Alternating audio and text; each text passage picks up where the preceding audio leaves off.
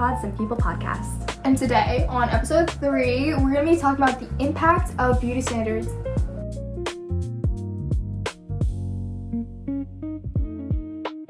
When we look at beauty standards in society, they really tell us as people how we should look. And with the prominence of media, we have things like social media. And I think back in the day, people had, physical forms of media. But I think social media is probably the major one. Yeah, definitely. There's definitely a higher amount of pressure for people, and especially young people, to look a certain way or have a specific body type. And so I think like social media, we have Instagram, we have TikTok, we have other platforms where like such standards are reinforced. And we have talked about this on our previous episode. Guys, go watch it. Yes. Okay. And oftentimes you see people who look a certain way get more likes or views. And again, like we previously talked about, that can really show the influence of beauty standards on young people who are really easily influenced by such things. Yeah, and it's driven a lot by this need for external validation, where people start to question whether they're truly beautiful or not because they want to fit in so badly. Mm-hmm. And this connects to herd mentality, and that's basically, according to my notes here, herd mentality is when many people, when seeing an image that's pushed by society as normal, fail to question social media to status quo. So basically, people just follow others instead of actually finding their own path. And often we ask the question of, what's wrong with me? Instead of, what's wrong with this standard if it excludes people like me and so many others that are similar to me? Right.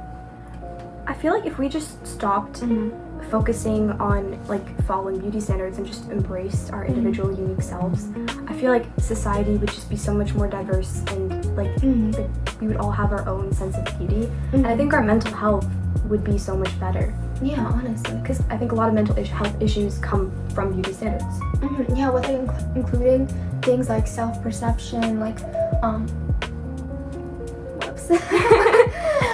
including a lot of things like self-perception and like you said, this low self-esteem. And honestly, not all things can be fixed through eliminating beauty standards. But I feel like you could eliminate so many problems by fixing this need to become like other people or to be to fit in, essentially. Right. And honestly, I feel like it does cause this phenomenon where people definitely have to change themselves in order to feel like they fit in, and they have to become a more fake version of themselves and cover up all their insecurities and cover up who they really are. In terms of for example, body dysmorphia. You might change the way your style is, or change the way you dress, just because you want to be perceived in a different way, be perceived as more confident, when in reality, you might see yourself in a certain way where you just don't feel your best, you don't feel like you look your best, even though you might even be so incredibly beautiful, and you might not even realize that. Right. Because you feel you constantly have this pressure to keep up with other people. Yeah. You mentioned body dysmorphia. So I'm from what I know, that's when you perceive yourself a certain way, and even if you may not actually physically look that way. And so I feel like it always ties back to social media in a way, just because we constantly look at our phones and we see what's online.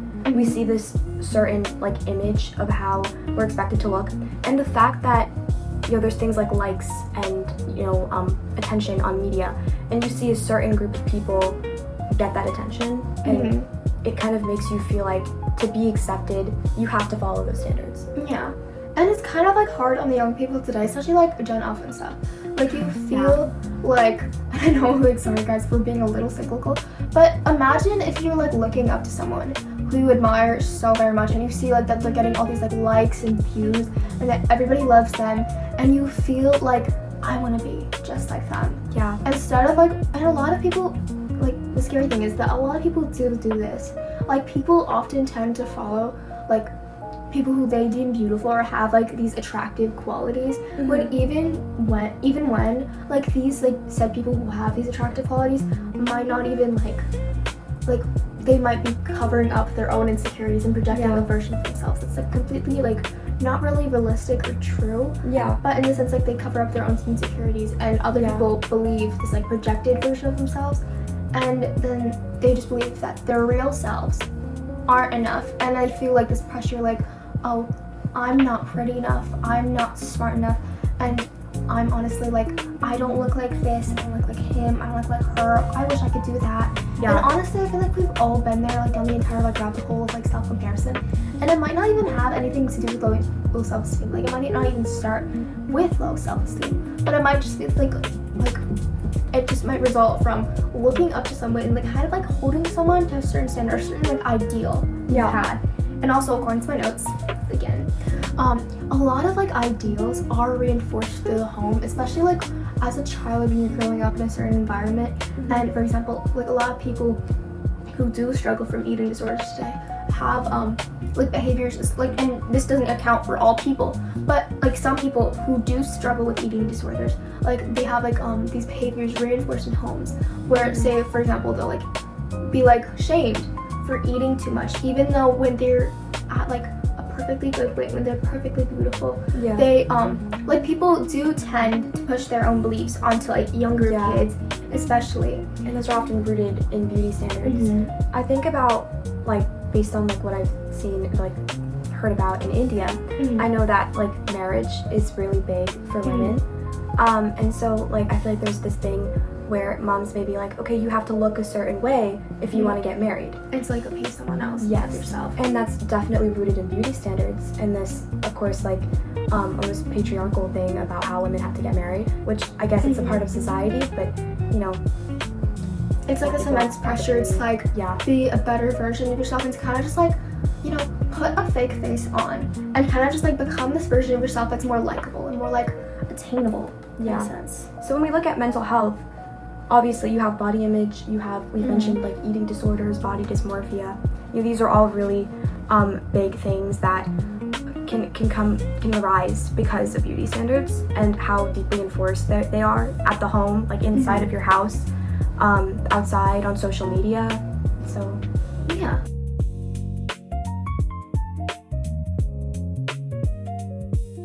Okay, so while we move on to our next topic, I want to take a moment to personally connect to this issue. And for decades, South Indian women have been like told and forced to believe that their darker skin tones weren't beautiful and actually considered ugly. And it's all because they were raised in society where so many people were told that fairer skin was more preferable or lighter skin was considered more beautiful. And I grew up in an Indian household, so I was influenced by that belief. Like growing up especially, I feel like a lot of members of my family were like either told that their skin, the color of their skin was too dark, and that because they had dark skin they couldn't be beautiful. Or they either believed the fact that they, because they had darker skin, that it made them less like beautiful in a sense. I remember this one time when my cousin was really little, and I remember telling her, oh, you know, you are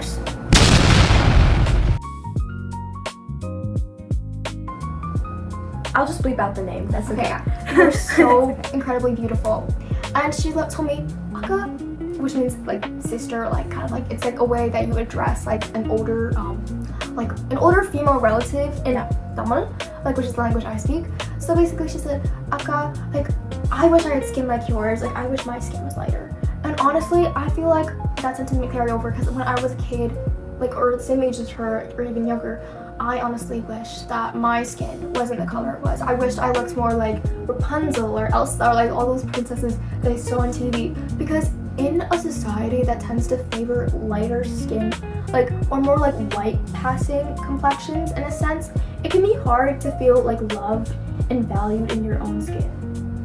Sometimes. And I feel like with like the impact of beauty standards, it's like beauty standards and colorism has been tied so like intertwined in a sense, because like beauty standards has so much to do with culture and like honestly the habits of like what people tend to think in society. And since racism has been like pretty prevalent, and so has colorism, it's made its way into beauty standards, and it's been poisoning like young minds and the minds of like little girls and little boys who don't believe that their skin color is enough.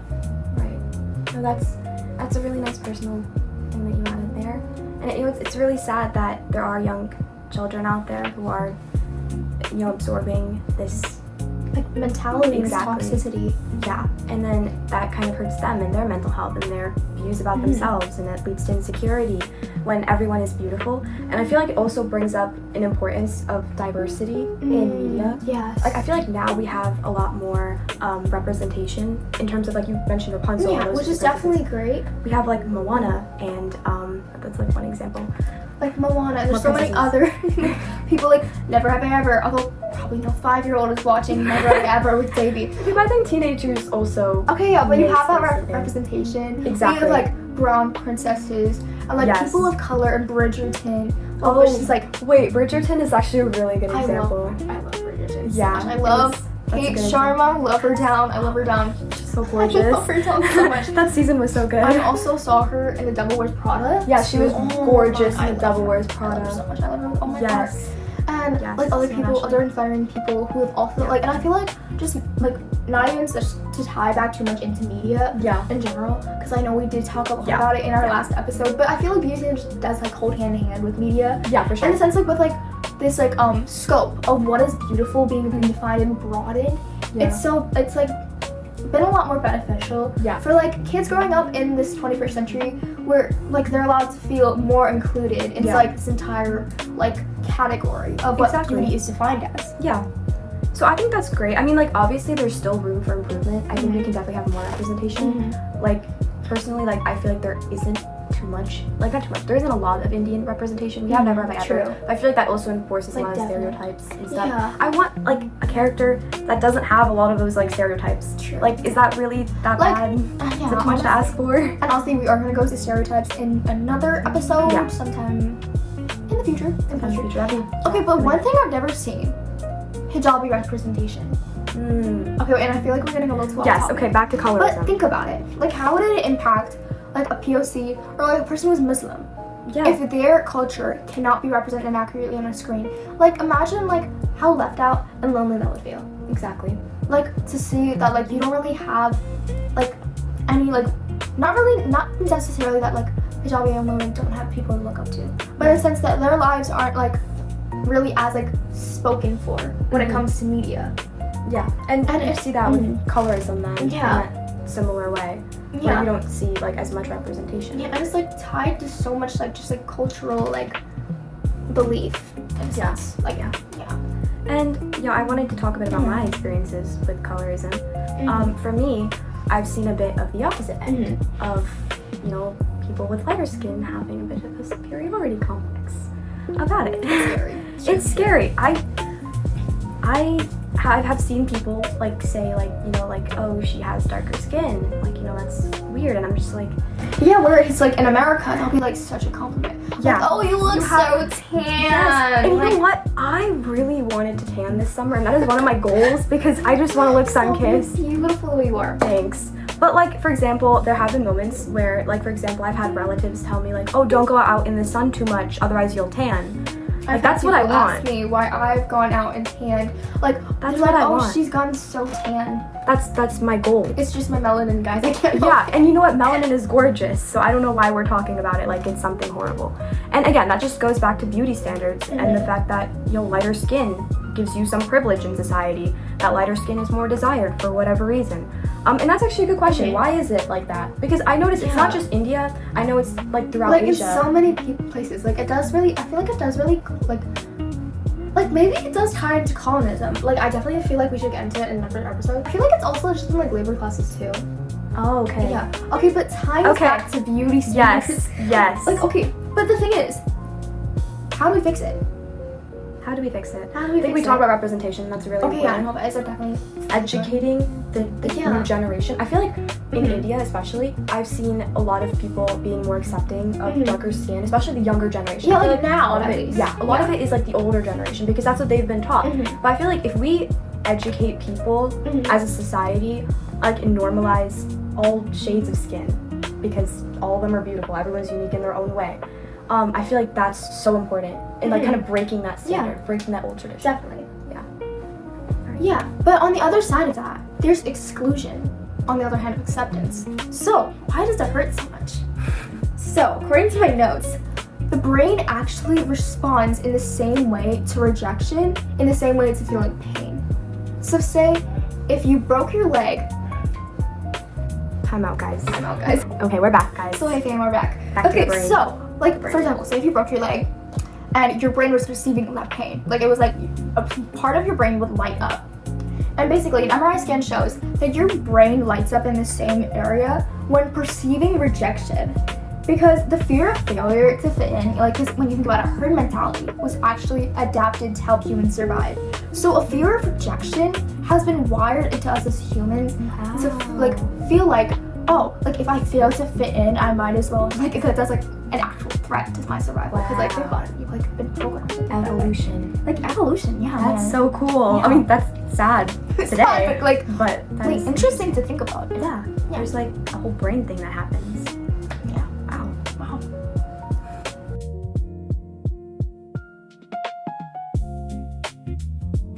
Okay, so moving on to the next topic, we're gonna be discussing the impact of beauty standards on both men and women. So women actually do deal with a lot more pressure societally to conform to beauty standards, which can lead to a lot of like distorted self-image, damaged self-perception, and low self-esteem, as well as like body image issues. Yeah. In terms of men too are also expected to follow certain standards. For example, chiseled features, or maintaining a body that requires an extended period of time in the gym and to achieve. And generally for all genders, people are often judged harshly for any physical imperfections, regardless of how minor they may be. Mm-hmm. And it's really sad because beauty standards impact both genders. And they impact all people. They impact all people. No matter who you are. And people can be so freaking judgy. Exactly. Like, yeah. Yeah. And I feel like it's sad that, people may feel like they have to go to the gym or look a certain way and maintain a certain body. Mm-hmm. And that, I guess, applies both to both men and women. From what I know, I think people have this thing about men being muscular in a way, or not just muscular, but expected to kind of attain a certain physique. Yeah. Because out of as in you feel like you have to prove it to someone else. Yeah. Or be better for someone else. Or in the sense where toxic masculinity in a way. Yeah. I feel like that definitely applies. In the sense standards. when you feel like you're compelled by other people, in terms of external validation. Yeah. Where you feel like you'll be perceived as weak or unfit or just not manly enough because you don't have a certain build or a certain physique. Right. But I honestly think it's kind of stupid. Yeah. But there's also the other hand where a lot of women do, and a lot of men too. Out of 1/3 of people who suffer from is it 1/3? According to my notes, social conditioning discourages men from seeking help for body image issues, even though not just men, all people from seeking help for body image issues, even as data from the National Eating Disorders Association shows that 1 in 3 patients struggling with eating disorders are male. And also with the same thing for females too, there's a lot of people who are going through eating disorders in the sense where they feel oh, I'm not enough, and because someone else says this is the standard, and because I feel I have to conform to that, because I feel I have to prove myself to other people. Because I feel for men, it's a lot they feel and I can't put myself in the man's shoes. Honestly, right. I'm not. We're not men. We're not men, as you can exactly. see. But in the sense okay, from what we know. From what we know, I would say that a lot of it could have to do with just social conditioning, because according to research, men are also not really enabled to seek help in a certain toxic culture, this entire system of toxic masculinity, where vulnerability is shown as a sign of weakness, and showing that you struggle too is perceived as this kind of threat to something that you're trying to achieve, or this perfect body standard that you're trying to uphold, this standard that you feel pressured to toward. While as for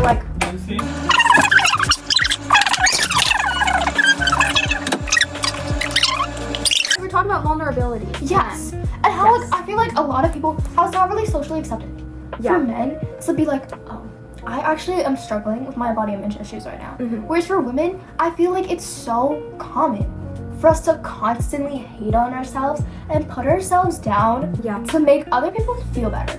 Okay, constantly, whenever I hang out with my friends, someone's going, oh, I hate my hair today. I hate how the way, and I'm not saying I'm not trying to mock anyone or be that's not valid. because it is so bad. I did that today too. Before filming, I was like, I hate how my skin texture looks.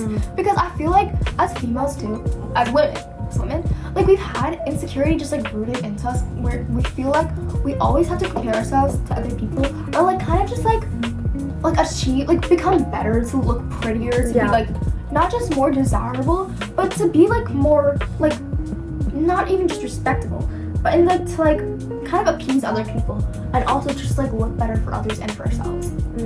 Especially like when like a lot of times these days, like women are often valued more for their appearance rather than their intellect. Like pretty privilege. We talked about that before. We have. You know what? I also feel like we've talked about this a bit, like in what you were saying.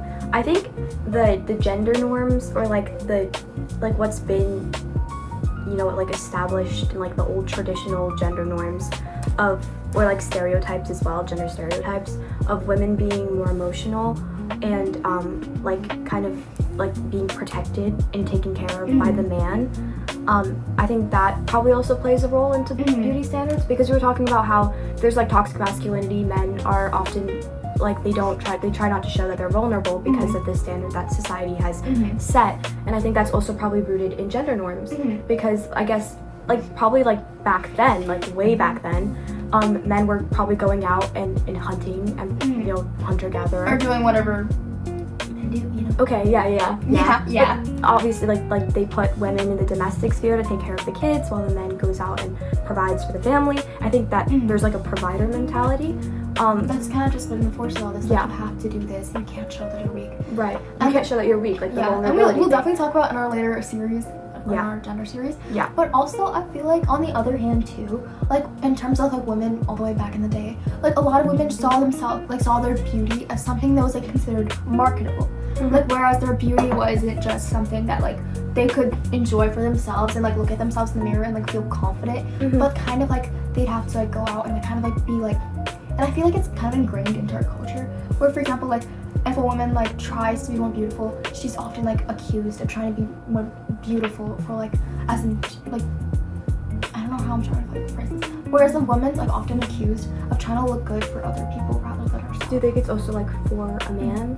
I feel like for some people it might be. But honestly, for some people like, they might not just like even do that. Yeah. But in the sense like, okay, like way back in the day, people had to make themselves more beautiful, so like they'd be able to be more attractive. Yeah. And like also like, you know, to catch a man or whatever. Right. And I think we've talked about this in our episode like beauty through the decades. But like often like beauty was seen as like a person's biggest features. And even today, like women like even the workplace, women are often valued for their appearance and like seen based on their appearance rather than their own intellect. Right. For example, I have this really good example for my notes.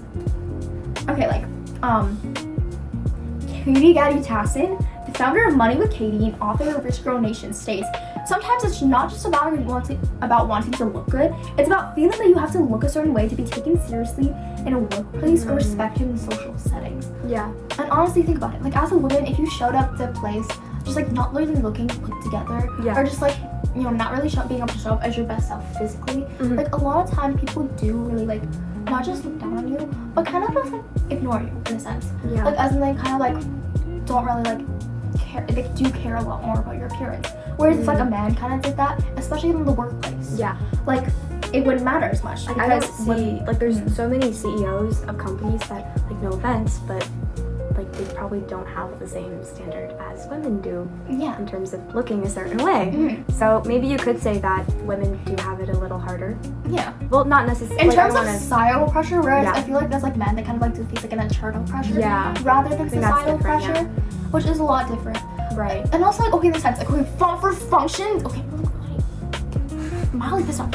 Okay, the fact that like for functions, women, especially Indian women, always have to pull up to the function in a lehenga or like fully dressed to the nines, wearing a face of makeup, like fully. I mean, okay, like not, you don't have to wear full. Yeah, but like a lot of people do. Literally, like you have to be like wearing makeup, you gotta wear shoes, hair, yes. Like it all has to be put together, all nice and neat, and you're expected to be like. And if you don't and if you don't like have any of that together, like people do, like people may or may not comment on it, but like doesn't even feel that pressure to kind of like go out there and perform. Whereas for a guy, he might like literally just throw on like the one shirt and jeans. My culture, like I think do you have guys wear kurtas? Or is that Not just really. like a thing for I us? mean, no. That's like the traditional way. I know, because like I feel like I have seen guys wear kurtas, and for anyone who doesn't know what kurta is, we'll like put a picture of it right here. Yes. So it's like a thing that guys can wear. But oftentimes I feel like most women are like they kind of like feel this pressure, like, oh, like my mom wants me to wear traditional wear, like so and so is gonna be wearing traditional wear, so I have to be like dressing up because other people want me to. Whereas if you were a guy, like a lot of people are just like, oh, wear whatever, like we won't judge you as much. Like not like, oh, then you won't be judged at all. Like I'm sure people like they have their own ways of being judged. Yeah. Based on like our experience as women, that's what we see. And honestly, like sometimes it is a bit harsh. Like you are judged harsh on your appearance, and like say if you were a guy. Like the other day, I got clocked by an auntie for my slick back being like actually atrocious. Like my hair looked greasy. It was not it, but I didn't care. Yeah. Say if I was a guy, they would call me Draco Malfoy, and I'd be still having a good day. But yeah. And also think about it. Like the beauty and fashion industry, it's also catered more towards women and capitalizes on people's insecurities. Like you constantly feel like you need to fix things, and it's almost expensive to maintain this curated aesthetic and to feel more like. And now in 2026. Sorry. Yes, correction. People always make you feel like you need to be more prettier and to like need to like get rid of your imperfections, and it's expensive. Like your wallets, guys. Yeah, like makeup, skincare, hair products, just products for everything. Yeah. There's things like plastic surgery, like cosmetic procedures. It's crazy. It's expensive, and not everyone has the type of money too. Yeah, exactly. And there's this thing that women do experience called the beauty premium. Or it's also like, I feel like just for like, it's kind of like this thing where with pretty privilege in the workplace, where individuals are more conventionally attractive or perceived as more reliable or competent. Wow. Yeah, wow. Yeah, that's kind of sad. Like I know you mentioned the workplace before, but the fact that women have these expectations in the workplace just to get respect, it's kind of sad. Yeah, and it's honestly scary. Like what does work from home? Yeah.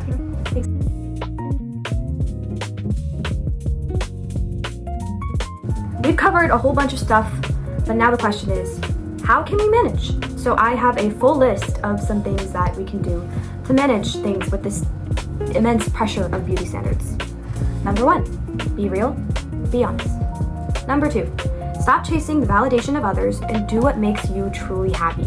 That is so important, because if you are happy with what you do, it does not matter what other people think. It does not matter what other people look like. It does not matter that other people are being maybe more validated because of how they look. Yeah, people are being judgy. Who cares? Because you are you, and you are beautiful the way you are. Say it. Next, know that your face and your body, every single part of you, has been in the making for generations. Anytime you hate the way you look or think about the people who gave you that nose and your eyes, just remember that they were given to you for a reason, and you look gorgeous in it. For me, my nose and my smile, those are some things that I've been insecure about. But I realized that I look so much like my dad, and like when I smile, I literally see my dad, and that's just like one of the reasons why I love my face. Like I just love the fact that I can see my family, I can see like people that I love in my own face, and that makes me happy. That makes me feel beautiful. That makes me feel good about myself. And know that you are gorgeous the way you are.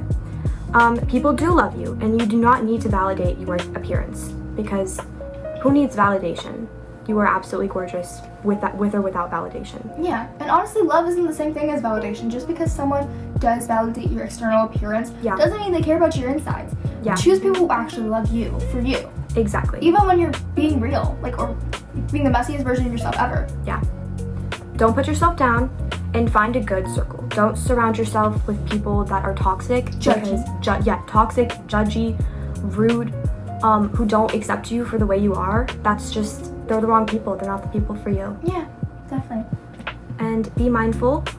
Budget for things when you're buying them. Yeah. Don't just buy things because you want them. Don't make your wallet cry, guys. Please. Yeah, don't do it just for compliments or for approval, because I don't think that's worth it. I think you should save your money, maybe invest it, do good things with it, and really be happy with the way you look, because you are beautiful. I promise. Yeah. And finally, I wanted to read this poem by Rupi Kaur that talks about how beauty standards really do impact women. So, I want to apologize to all the women I've called beautiful before I call them intelligent or brave. I'm sorry I made it sound as though something as simple as what you were born with is all you have to be proud of, when you have broken mountains with your wit. From now on, I will say things like, you are resilient, or you're extraordinary, not because I don't think you're beautiful, but because I need you to know that you are more than that. So, on a closing note today, guys, we love you so, so much, and know that you are truly beautiful inside and out. Exactly. So, peace out. We love you. Tune into our next episode. Thank you for tuning in. Bye.